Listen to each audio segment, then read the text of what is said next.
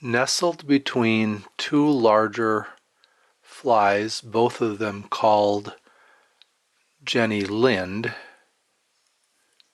probably tied on a 6 or 8 sproat hook, is this relatively small fly, the Jenny Spinner, which I am tying on a number 12 sproat hook. I have cut the eye off of this hook in order to make it blind so that I can somewhat replicate the way the flies were tied in 1892 when Mary's book Favorite Flies and Their Histories was published. I'm using both the illustration and a photo of the actual fly for this tie, as well as some comments that Mary makes about it in her book.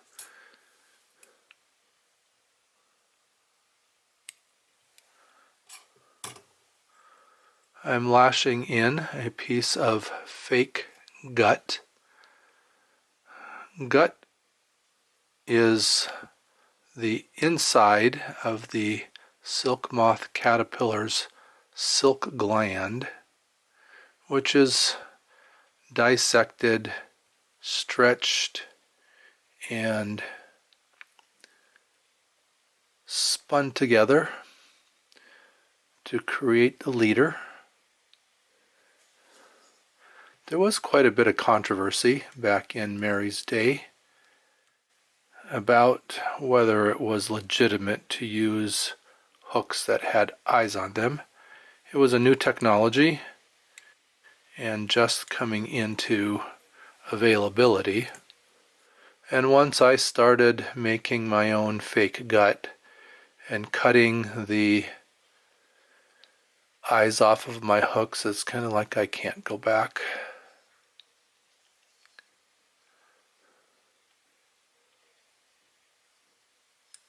I am tying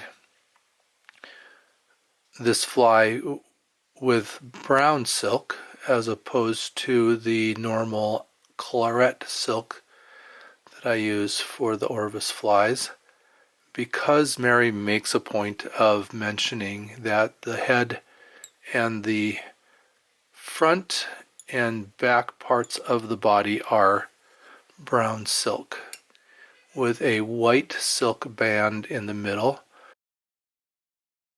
The white silk band does not show up real well on the illustration, but it is very evident in the photographed fly itself. So I'm trying to lay down an even silk thread body and a number of layers just to build it up to imitate a little bit more the way that Mary tied the fly.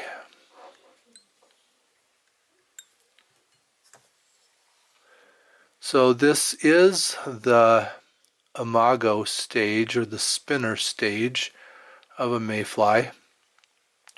And Mary does mention how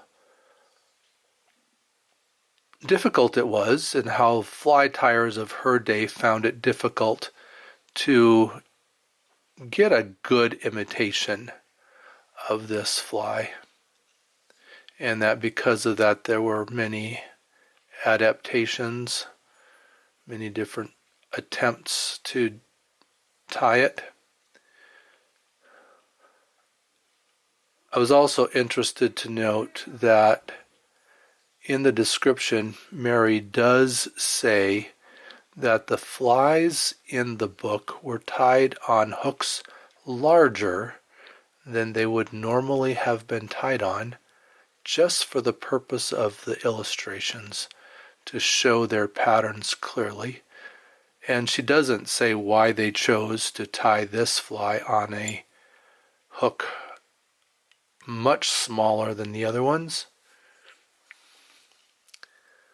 Trying to get that nice even wrap on that body.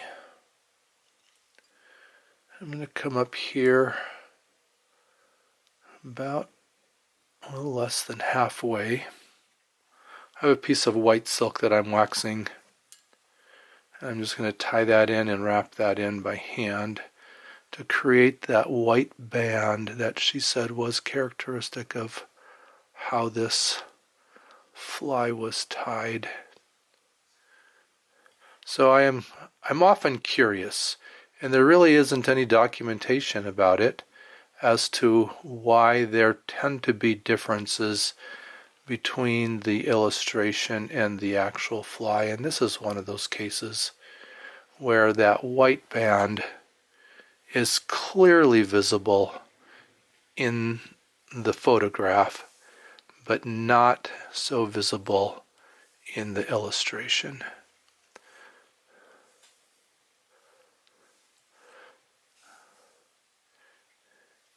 And this is a little bit of a painstaking process, I suppose.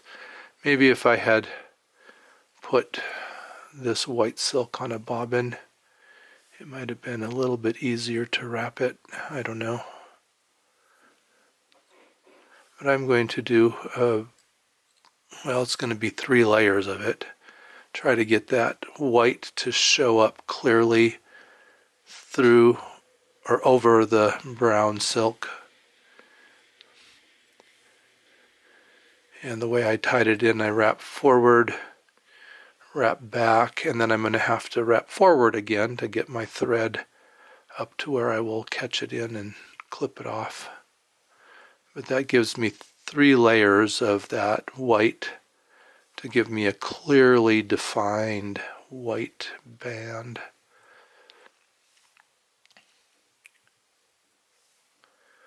I did get maybe a little bit thick because of that, but I'm going to live with that. And I'll go ahead and just wrap over that white thread and take my brown thread forward as I do that. By holding that white thread up at an angle like that, I am getting the brown thread to wrap very evenly, touching wraps.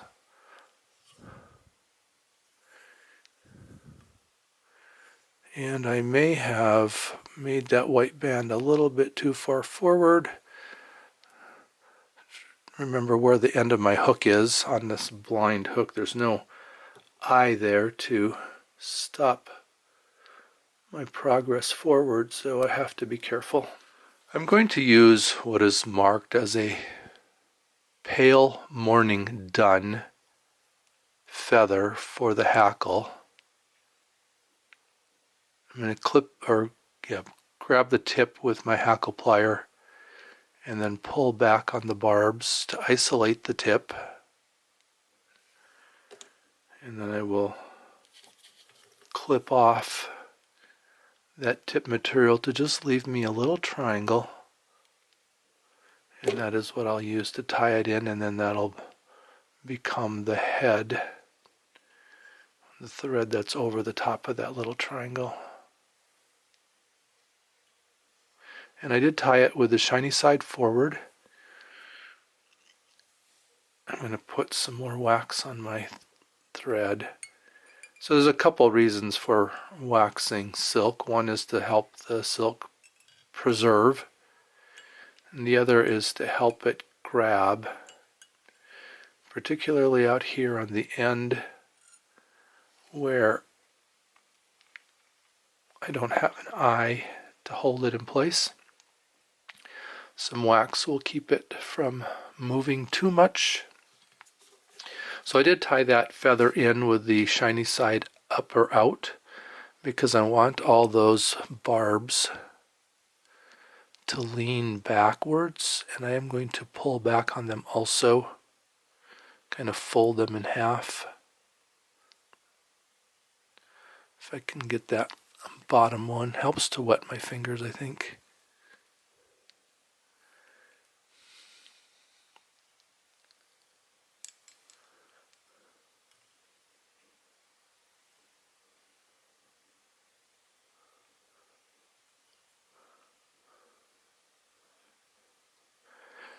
So this is a pullet feather, which I think really does have the nice characteristics of the fly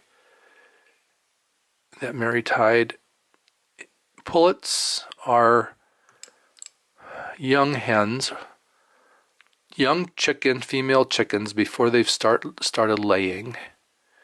And so their feathers haven't filled out as full as a hen feather does.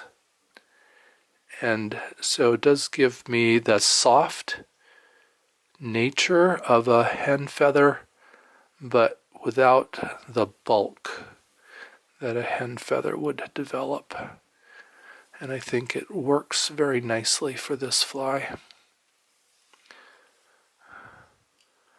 I kind of feel like I crowded the thorax on that brown body a little bit, but that's how I'm going to live with it. Wet my fingers and pull back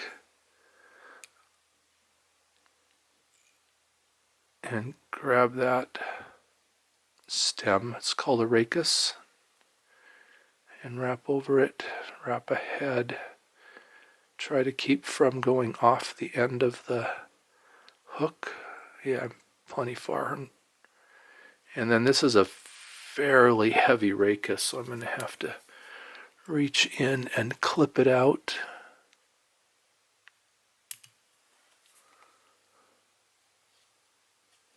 A little more wax on that thread, make sure it doesn't slip off the head.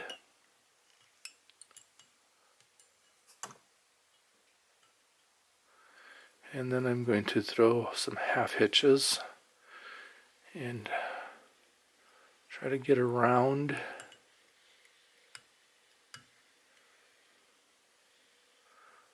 the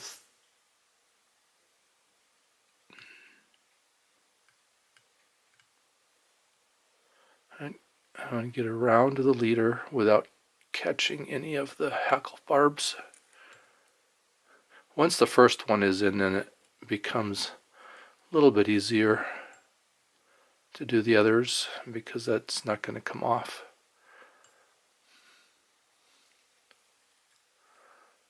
Try to make sure that I am on the hook and not sliding off the front of it.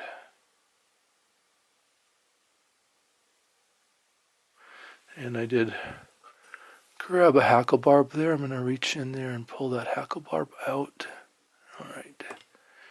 And then just nice cinch down 3 of those. I'll take my scissors and just push it against the thread to cut it out. In a contemporary twist, I'm going to put a drop of diluted goop. The Orvis tires used lacquer. I'm using some diluted goop to make sure that that knot will not come undone and that fly is fully fishable.